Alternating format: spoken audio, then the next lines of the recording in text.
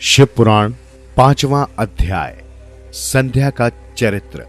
सूत जी बोले, हे ऋषियों, नारद जी के इस प्रकार प्रश्न करने पर ब्रह्मा जी ने कहा, मुने, संध्या का चरित्र सुनकर समस्त कामनियां सती साध्वी हो सकती हैं। वह संध्या मेरी मानस पुत्री थी, जिसने घोर तपस्या करके अपना शरीर त्याग दिया था। फिर वह मुनि श्रेष्ठ मेधातिथि की पुत्री अरुंधति के रूप में जन्मी। संध्या ने तपस्या करते हुए अपना शरीर इसलिए त्याग दिया था क्योंकि वह स्वयं को पापिनी समझती थी। उसे देखकर स्वयं उसके पिता और भाइयों में काम की इच्छा जागृत हुई थी। तब उसने इसका प्रायश्चित करने के बारे में सोचा था तथा निश्चय किया कि वह अपना शरीर वैदिक अग्नि में जला देगी, जिससे मर्यादा स्थापित हो। भूतल पर जन्म लेने वाला कोई भी जीव तरुण अवस्था से पहले काम के प्रभाव में नहीं आ पाएगा। यह मर्यादा स्थापित कर मैं अपने जीवन का त्याग कर दूंगी। मन में ऐसा विचार करके संध्या चंद्रभाग नामक पर्वत पर चली गई। यहीं से चंद्रभागा नदी का आरंभ हुआ। इस बात का ज्ञान होने पर मैंने वेद शास्त्रों के पारंगत विद्वान, सर्वज्ञ और ज्ञान योगी पुत्र वशिष्ठ को वहां जाने की आज्ञा दी। मैंने वशिष्ठ जी को संध्या को विधि पूर्वक दीक्षा देने के लिए वहां भेजा था।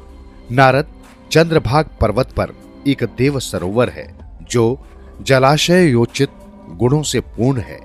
उस सरोवर के तट पर बैठी संध्या इस प्रकार सुशोभित हो रही थी जैसे प्रदोष काल में उदित चंद्रमा और नक्षत्रों से युक्त आकाश शोभा पाता है।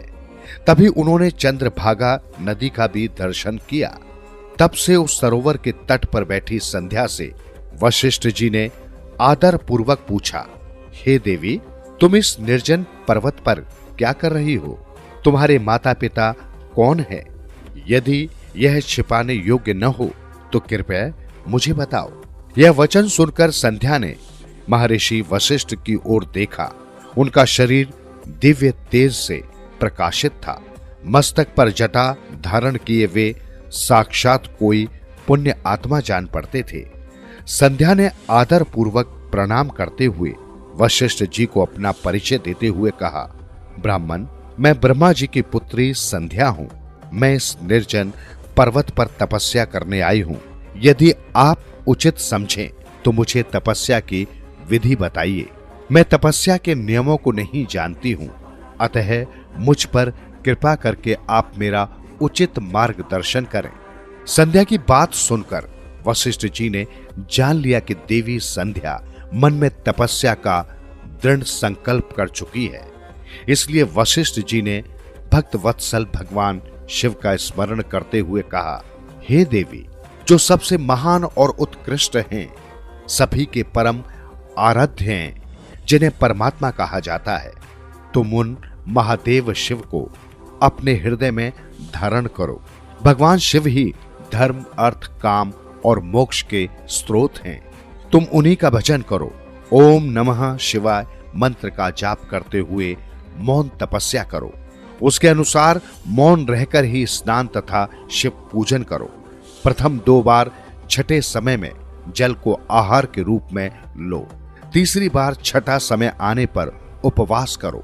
देवी, इस प्रकार की गई तपस्या ब्रह्मचार्य का फल देने वाली तथा अभीष्ट मनोरथों को पूरा करने वाली होती है।